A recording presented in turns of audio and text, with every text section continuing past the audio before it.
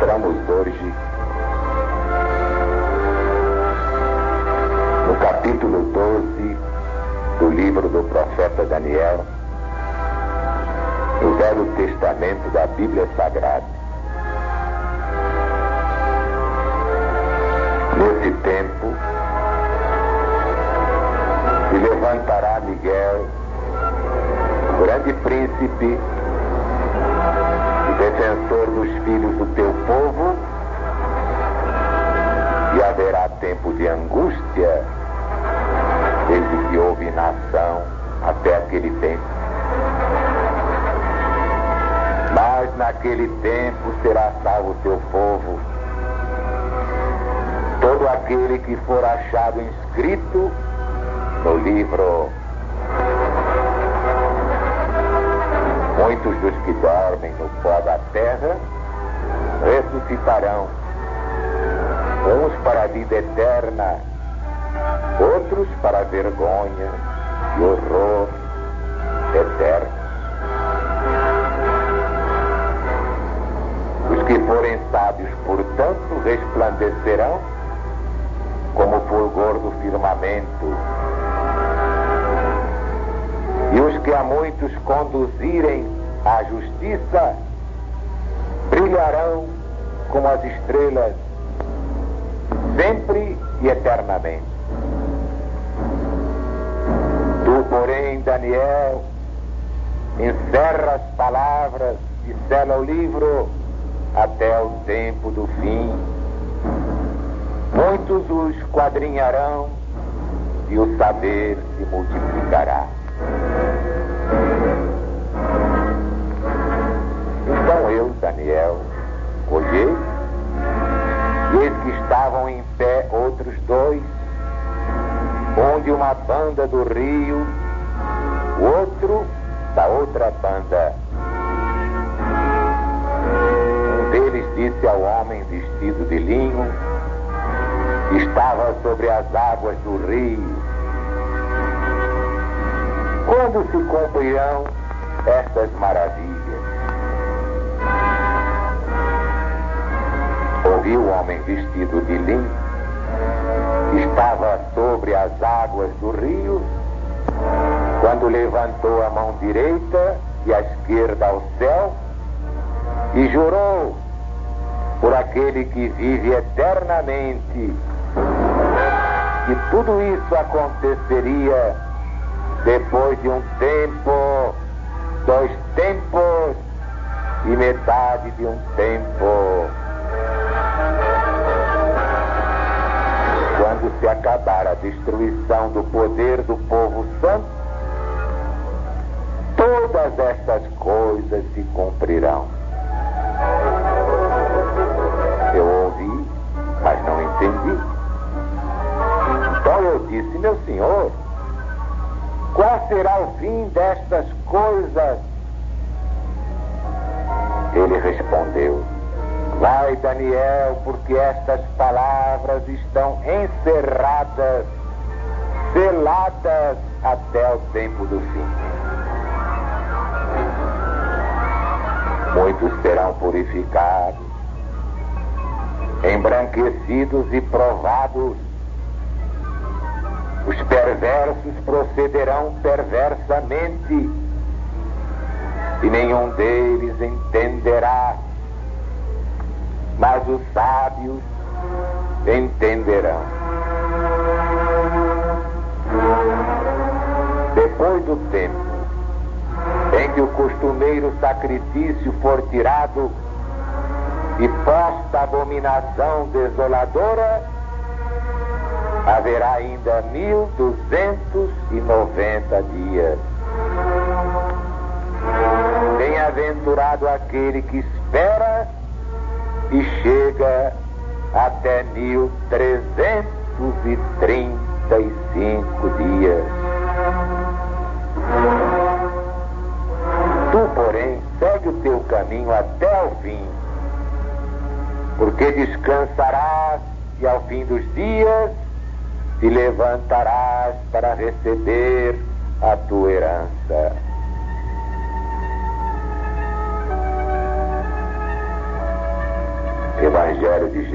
segundo São Mateus, capítulo 24, versículo 15. Quando virdes a abominação da desolação de que falou o profeta Daniel, no lugar santo, quem lê, entenda. E no versículo 44 do mesmo capítulo: por isso, ficai bem apercebidos, porque a hora em que não cuidais, voltará o Cristo de Deus. Evangelho de Jesus segundo São Marcos, versículos 13 e 14. Quando, pois, virdes o abominável da desolação, situado onde não deve estar, quem lê, entenda o que está escrito no livro do profeta Daniel.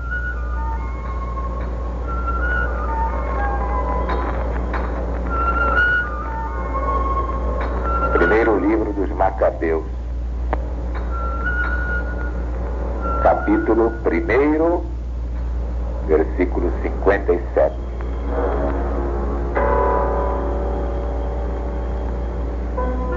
No dia 15 do mês de Casleu, no ano 145, o rei Antíoco mandou colocar o abominável ídolo da desolação sobre o altar de Deus.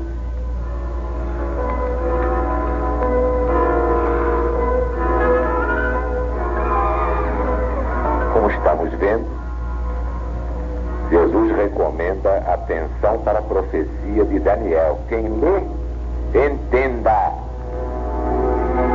Vejamos então o versículo 27 do capítulo 9 de Daniel, na tradução do padre Matos Soares. E estará no templo a abominação da desolação, e a desolação permanecerá até a consumação e até ao fim do mundo.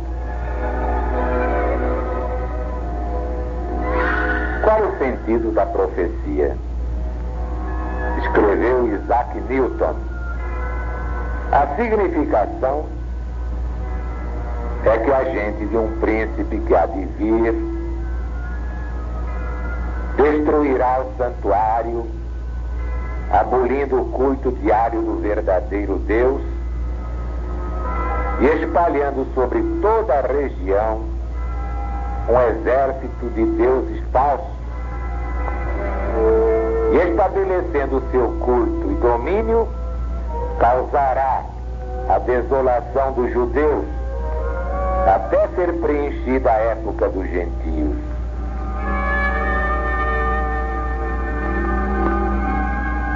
Pois o próprio Jesus nos diz que a abominação da desolação, a que se refere o profeta Daniel, deveria ser estabelecida nos dias do Império Romano. Toda atenção agora para os versículos 11 e 12 do capítulo 12 do profeta Daniel. E desde o contínuo sacrifício retirado e posta abominação desoladora, haverá 1290 dias. Bem-aventurado aquele que espera e chega a 1335 dias. Elucidação de Aracelli. O contínuo era o paganismo romano em sua fórmula religiosa imposta pela espada conquistadora, denominada por Jesus abominação da desolação. A abominação desoladora, que seria estabelecida em lugar do contínuo, o paganismo, pelos braços de homens poderosos, segundo o capítulo 11, versículo 31, é o papado em sua fórmula de religião, que estabeleceu pela espada desoladora, como comprova a sua própria história. Quando foi feita esta substituição da abominação da desolação romana pagã pela abominação desoladora romana papal, esclarece o versículo, dando um período profético de 1290 dias. Ora, isto significa que se trata de 1290 anos. Para entendermos perfeitamente o que a revelação mais uma vez nos quer ensinar com relação ao contínuo, vamos recordar que o papado substituiu o contínuo paganismo romano no trono temporal até 1798. Neste ano, a espada de Napoleão Bonaparte derribou da liderança na qual aqueles braços de homens poderosos o haviam empossado em lugar do contínuo. Por conseguinte, o período de 1290 dias, que são profeticamente outros tantos anos de supremacia papal, encontrou seu fim em 1798. Assim sendo, como a razão ensina, devemos fazer retroceder de 1798 os 1290 anos para termos a data exata, o ano exato em que o contínuo foi tirado, como abominação da desolação, para dar lugar ao papado, a abominação desoladora. Ora, realizando a simples operação, ou subtraindo 1290 de 1798, temos como resultado o ano 508, que é a data da tirada do contínuo ou da substituição definitiva do paganismo romano-ariano pelo papado romano. Na verdade, os fatos históricos provam que o poder temporal do Vaticano começou a tomar forma para o 508. Como no caso da crise do paganismo romano com o cristianismo, o advento de Constantino preparou o caminho para a ascensão papal, também no caso da crise do paganismo ariano com o papado, o advento de Clodoveu, rei dos francos, preparou o caminho para a supremacia temporal do Vaticano na Europa. Finalmente, encontrou a profecia de Daniel seu pleno cumprimento. Foi desarraigada a abominação da desolação, o paganismo, e todos os elementos do império para dar lugar à abominação desoladora, o papado, desde o ano de 508 até 1798. Exatamente 1290 anos. Resultado: uma abominação foi trocada por outra. Vejamos agora o versículo 12, que é muito importante. Prestem atenção. Bem-aventurado que espera e chega até 1335 dias.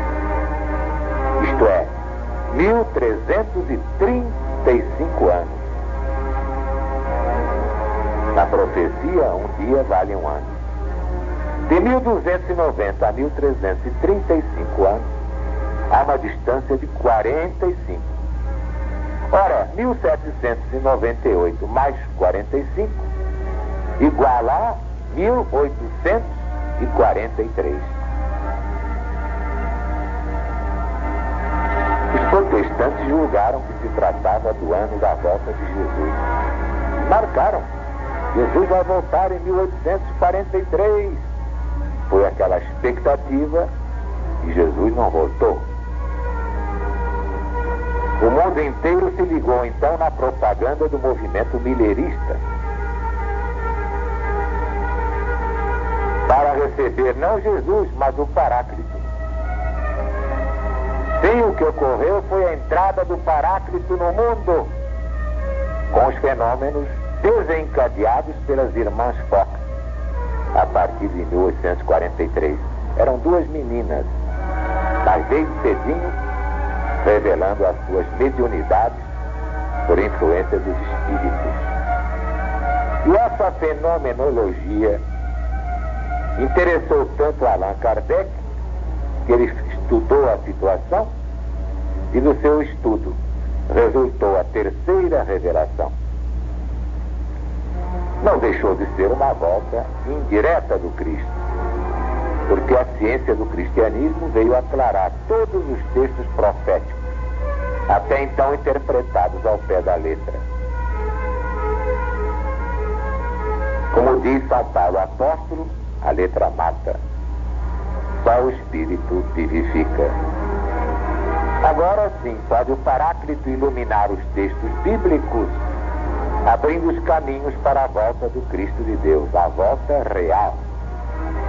Sabemos, por exemplo, que as profecias de Jesus se renovam em ciclos múltiplos, como vimos nas páginas do Apocalipse atualíssimo. E é por isso que se renova a abominação da desolação, assim descrita no capítulo 24 do Evangelho segundo São Mateus. Diz Jesus: quando, pois, virdes a abominação da desolação, de que falou o profeta Daniel, no lugar santo, quem lê entenda. Então os que estiverem na Judéia fujam para os montes. Quem estiver sobre o eirado, não desça para tirar de casa alguma coisa.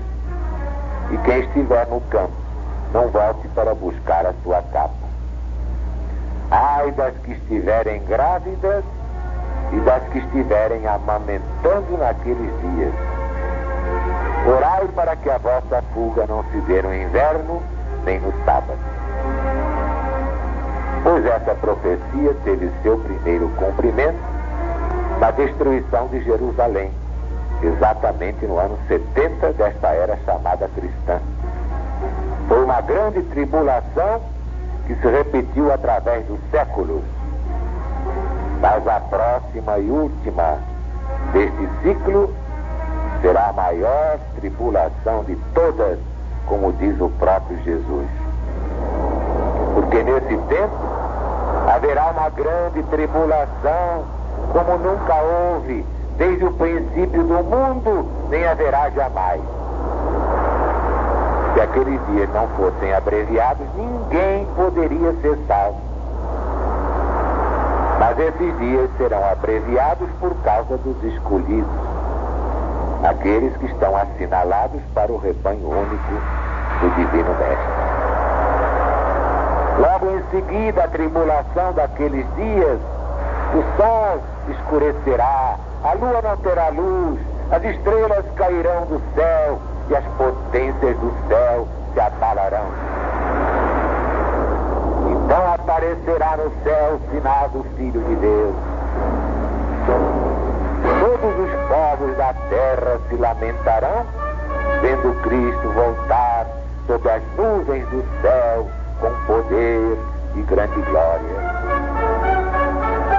Ele enviará seus anjos com grande clangor de trombeta, quais reunirão os escolhidos de Deus dos quatro ventos e uma outra extremidade do céu.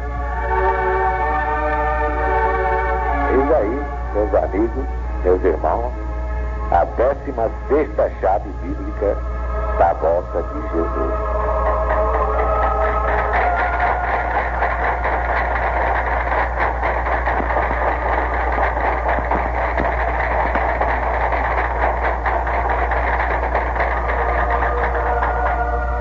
diante disso, como diz o Apocalipse, vamos repetir. Ora vem, Senhor Jesus. Deus está presente.